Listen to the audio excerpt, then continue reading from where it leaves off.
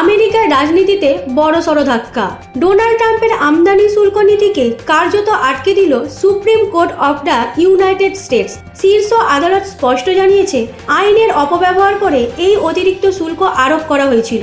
সংবিধানসিদ্ধ ক্ষমতার সীমা অতিক্রম করেছে প্রেসিডেন্ট প্রশাসন। এই রায়ের ফলে বড় পরিবর্তন আসতে চলেছে আন্তর্জাতিক বাণিজ্যে। ভারত সহ ইউনাইটেড কিংডম, ইউরোপিয়ান ইউনিয়ন এবং জাপানের ক্ষেত্রে আমেরিকার শুল্ক আপাতত কমে দাঁড়িয়েছে 20%। তবে জাতীয় নিরাপত্তার কারণ দেখিয়ে কিছু পণ্যে অতিরিক্ত 10% শুল্ক বহাল রেখেছেন ট্রাম্প।